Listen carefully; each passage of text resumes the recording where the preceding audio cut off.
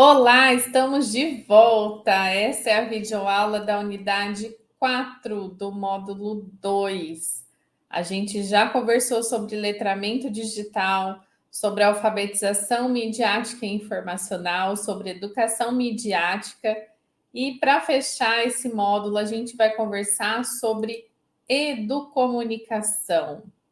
O que é educomunicação? Você já parou para pensar sobre isso? Antes da gente começar a nossa conversa, a gente vai assistir um vídeo que ilustra um pouquinho da história da educomunicação. Vamos lá? A relação entre comunicação e educação aconteceu na América do Sul em um movimento que integrou a América Latina num todo. Isto data dos anos 60, mas ganha corpo nos anos 70, quando alguns intelectuais reconheceram a força dos meios de comunicação na formação das pessoas. Alguns pensadores, dentre os quais destacam-se Paulo Freire na educação e Mário Kaplun na comunicação, optaram por contribuir com o seu conhecimento, a sua prática e o seu comprometimento político para mudanças na sociedade daquela época. E quais eram as mudanças necessárias do ponto de vista desses intelectuais? A principal era a invasão cultural de dominação, especialmente dos Estados Unidos, sobre os países periféricos. Eles resolvem, então, contribuir para que mais gente, além deles mesmos, entendessem que era preciso começar um movimento de autonomia, um movimento de libertação. Paulo Freire, por ser um filósofo voltado para as questões da educação popular, que significava uma educação não escolar, usando de sua bagagem e todo o seu repertório, contribui para que as pessoas entendam que a alfabetização é a apropriação do próprio idioma. Ele mostrou que a educação é uma forma que contribui para a libertação das pessoas e, consequentemente, dos seus países. De outro lado, Mário Kaplun, que era alguém da comunicação social com experiência em produção de televisão, inclusive experiência nos bastidores de como funcionavam os meios de comunicação de cunho comercial. Com todo esse repertório, ele inicia um trabalho chamado Leitura Crítica dos Meios, que consistia em juntar pessoas leigas e adultas, especialmente os camponeses, para com eles desenvolver um trabalho de percepção de quantos meios de comunicação moldam o nosso modo de pensar, agir e ser. Ele reconheceu que era necessário que as pessoas leigas e simples, os trabalhadores, começassem a utilizar as tecnologias dos meios de comunicação para se organizarem e para se conhecerem. A partir daí, ele desenvolveu o que é conhecido como Cassete Fórum, que consistia em integrar camponeses de regiões muito distantes usando um gravador, que na época era chamado de cassete.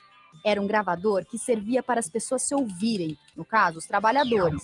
E em pouco tempo, ficou provado que todas as pessoas que assistem TV e que ouvem rádio também são capazes de usar as tecnologias desses meios para falar de si. Então, em determinado momento, esse trabalho de educar-se usando os meios de comunicação, ele chamou de educomunicação. E você imaginou que o educador Paulo Freire tivesse tudo a ver com essa junção de comunicação com educação? A educomunicação, então, de forma simplificada, seria essa capacidade de educar-se utilizando os meios de comunicação. Só que hoje a gente já avançou nesse entendimento e a educomunicação ela se tornou uma área de conhecimento que faz a junção do campo da educação com o campo da comunicação.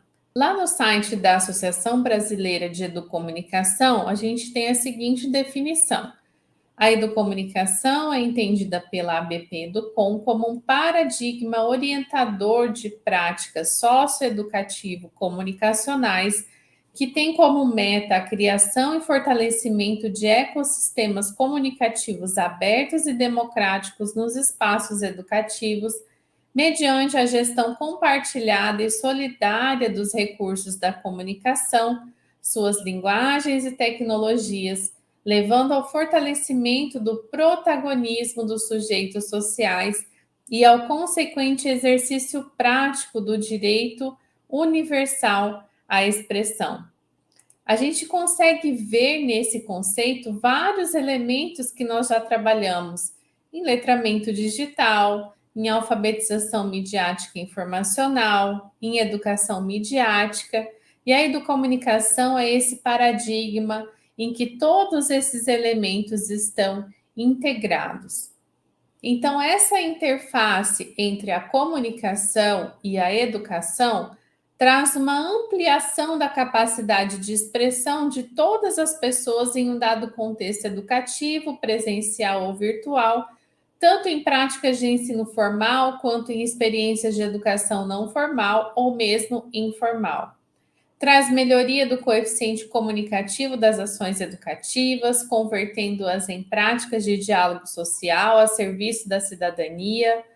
Desenvolve práticas de literacia midiática ou de letramento digital ou de educação midiática mediante exercícios que facilitem o entendimento e a análise do comportamento operacional dos meios de comunicação, bem como orientam o convívio com as mensagens midiáticas e o seu uso no cotidiano da vida em sociedade.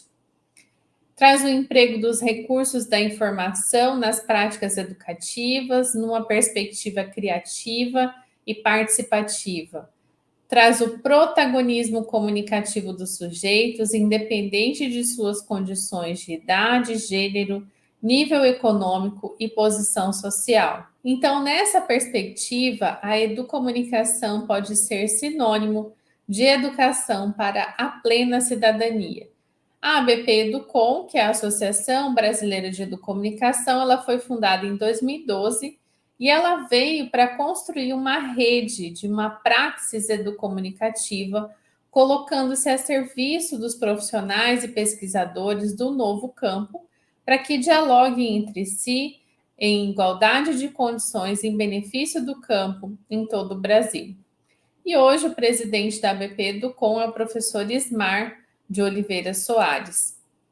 Eu deixei aqui também alguns links para você conhecer mais sobre as publicações da ABP Educom. Tem muitas publicações que são bem importantes para o campo educacional, para nós, professores e professoras, entendermos o potencial que a educomunicação tem de transformação da nossa prática educativa, de transformação da nossa percepção sobre o potencial da comunicação, da criação, do protagonismo, do uso das tecnologias de comunicação e de informação nas situações de ensino e aprendizagem.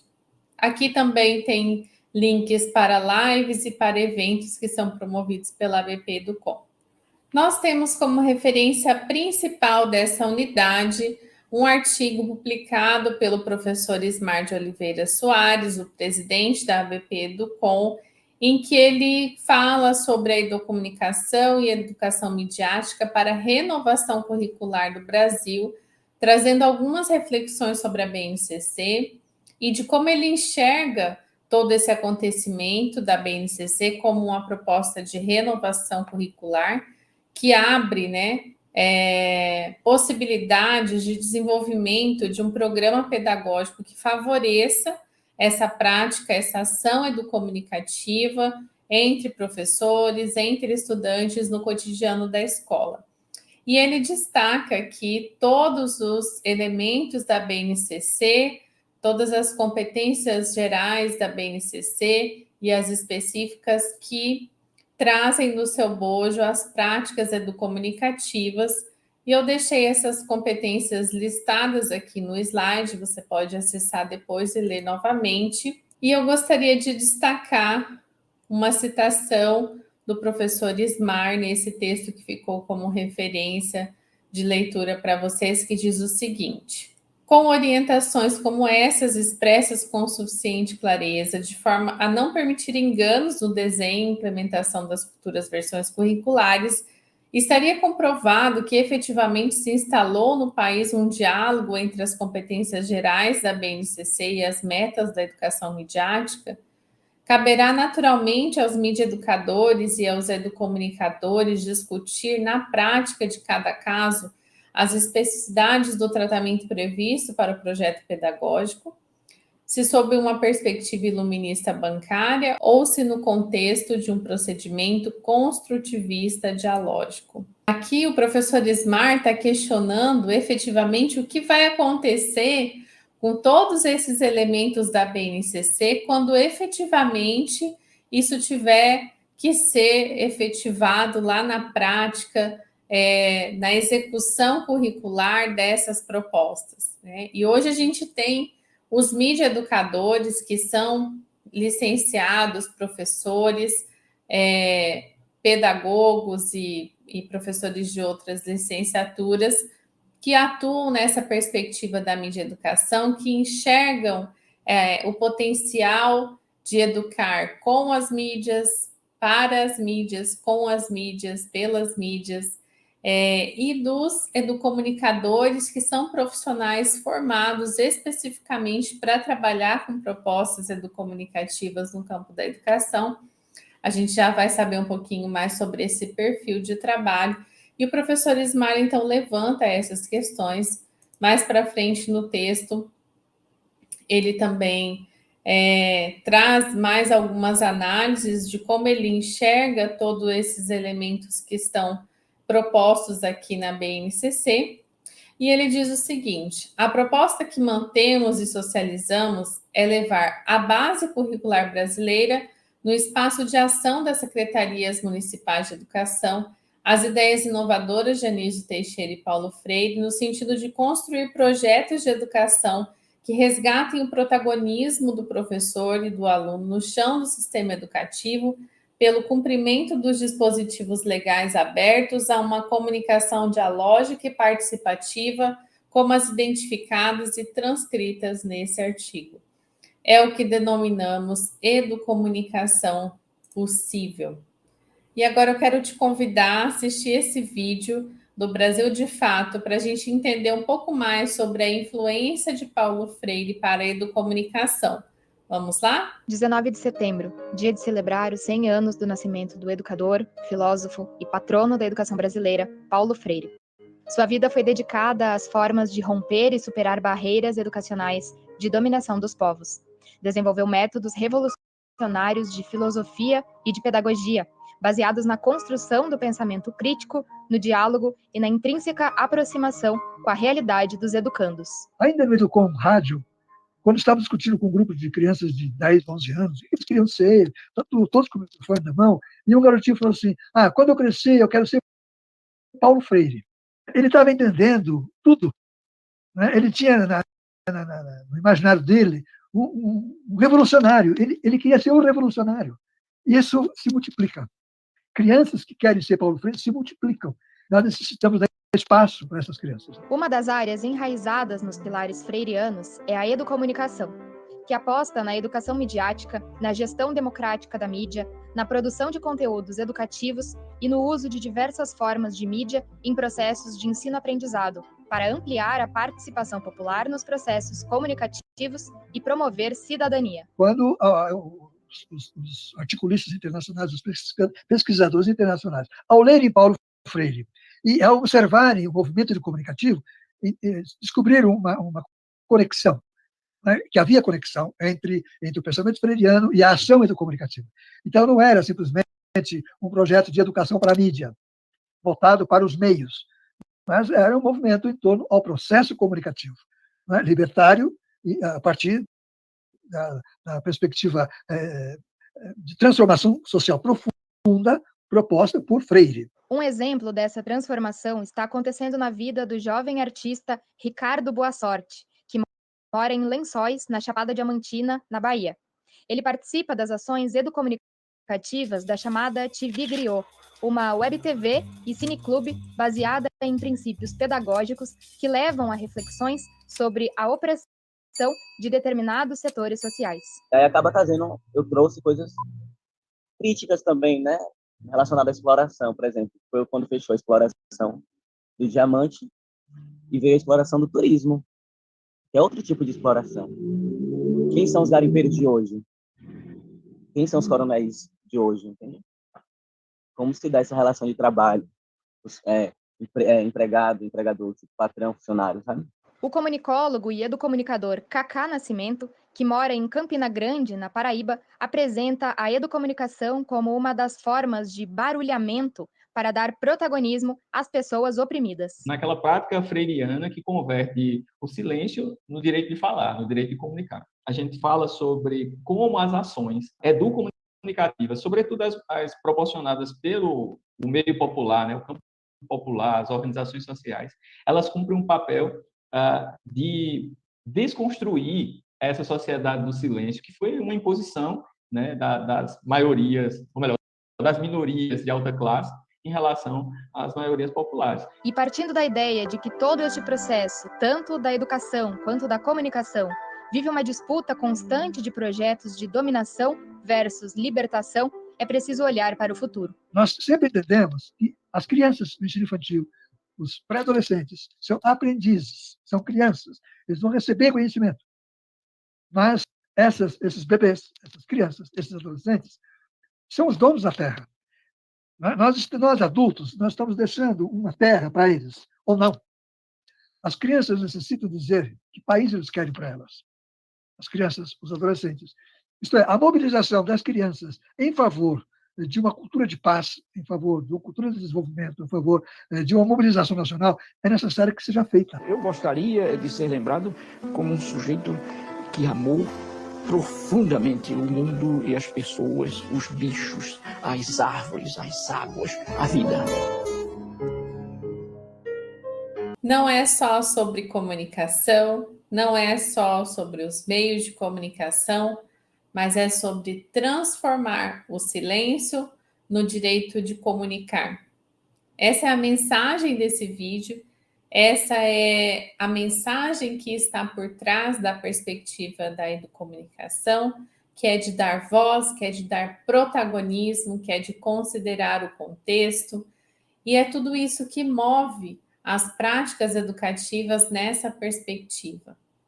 E todas essas ferramentas, todo esse conhecimento que a gente construiu aqui nesse módulo, eles vão te ajudar, como futuro professor, como futura professora, a entender todo esse contexto, a entender as estruturas dos meios de comunicação, formais e informais, a entender a estrutura da internet, daquilo que você acessa diariamente no seu celular, e como isso faz parte de um ecossistema, de um todo que gerencia muitas vezes o nosso modo de viver. E nós, como professores, como professoras, a gente tem um papel importantíssimo, como disse o Ismar Soares, nós estamos deixando que mundo para as crianças e para os jovens que estão na escola? E que perspectiva essas crianças e os jovens têm de futuro? Alguém perguntou? Alguém deixou eles falarem sobre essas perspectivas, sobre o que eles pensam, sobre os anseios que eles têm? Tudo isso faz parte das práticas educomunicativas, de pensar a prática pedagógica a partir da perspectiva da educomunicação.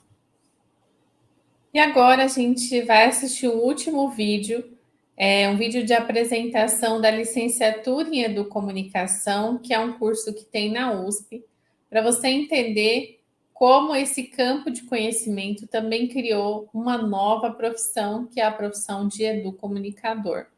A gente vai assistir esse vídeo para entender um pouquinho como esse curso foi estruturado e que perfil de profissional ele está formando. Vamos lá?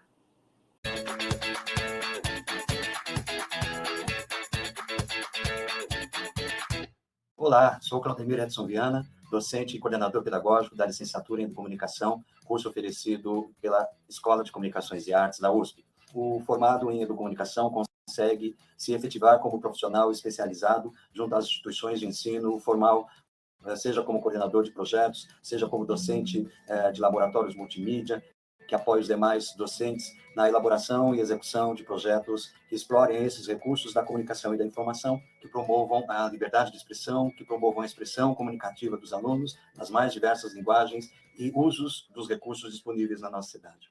É também um profissional que encontra muita oportunidade de trabalho junto à educação não formal, que ocorre através de projetos sociais, projetos com apoio de instituições, com apoio de órgãos públicos, associações, junto a diversas comunidades, como jovens e adultos, como crianças, como comunidades periféricas, tratando questões culturais, de gênero, enfim, da identidade étnico-racial, comprometido com a promoção de uma sociedade democrática, ampla, diversa, e por isso também o educomunicador consegue se integrar a outras equipes constituídos de profissionais da comunicação, junto a veículos de comunicação ou oficiais, e mesmo os alternativos, para, em torno de uma meta, defender os seus objetivos. E aí, nesse caso, o educomunicador vem agregar um processo de uma comunicação comunitária, um processo de uma educação popular, promovendo práticas mais participativas, mais diversificadas, múltiplas, na percepção do cidadão sobre si e sobre esse mundo. Enfim, ele pode, inclusive, também apresentar projetos e concorrer a editais públicos nos vários órgãos do governo e nos vários níveis. Uma grande oportunidade de atuação profissional, esse educomunicador encontrará, com certeza. Vem conosco, aguardamos por vocês na formação do educomunicador na ECA USP. Uma coisa muito interessante que tem na educomunicação, as diferentes formas que a gente pode atuar junto com ela, né?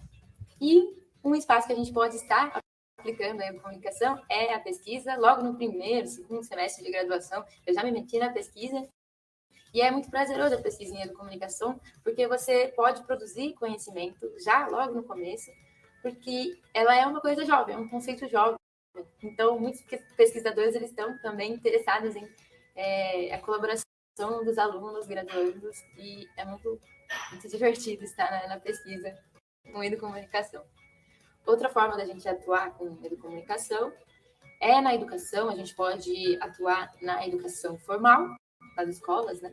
A gente pode atuar na educação não formal, atuar principalmente no terceiro setor em ONGs, em OCIPs e por aí, com a educação não formal, desde projeto de artes até projeto de meio ambiente.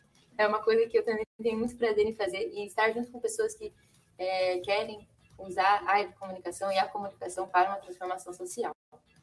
É isso que eu queria trazer para vocês. Eu espero que vocês todos tenham gostado do que eu trouxe, tenham agregado aí nas suas decisões nessa fase da vida.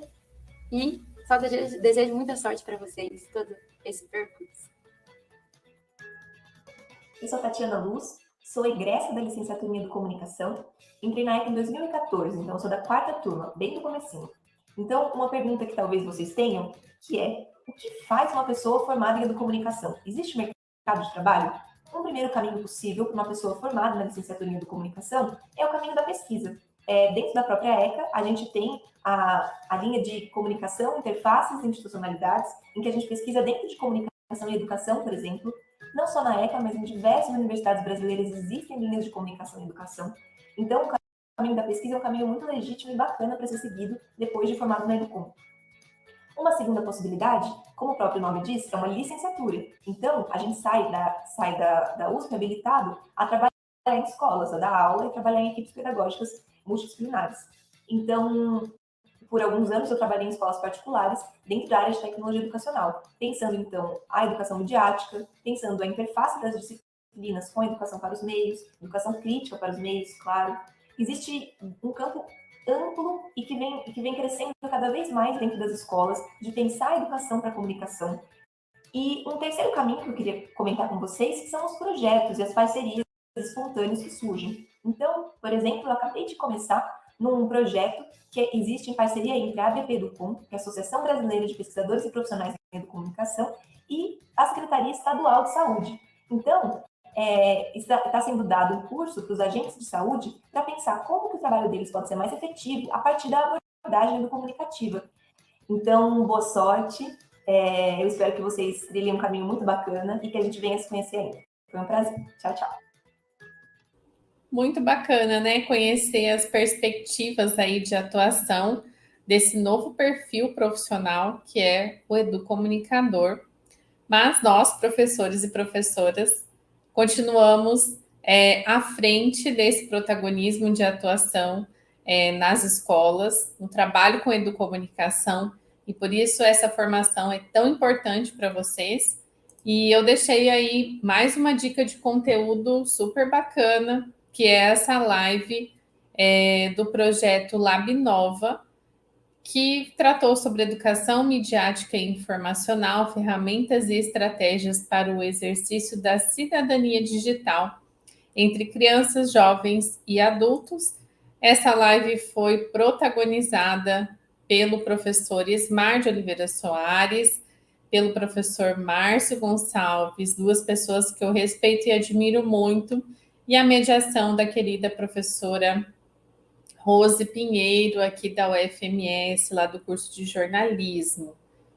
E não esqueçam também que nas referências obrigatórias nós temos alguns podcasts que foram produzidos em parceria com o podcast do IDAI, vários episódios sobre educação midiática e educomunicação, com a presença do Claudemir Viana, esse professor que apresentou o curso de licenciatura em educomunicação, com o professor Ismar, com a Maria Cecília também, e outras pessoas bem importantes aí do campo da educomunicação, para você aprender um pouco mais, aprofundar um pouco mais sobre esse campo que vem crescendo muito e que tem ganhado bastante importância nos cursos de formação inicial de professores. Então, convido você a acessar todo o material que está disponível lá no AVA, e a gente fica por aqui. Nos vemos com certeza na nossa próxima videoaula. Até lá!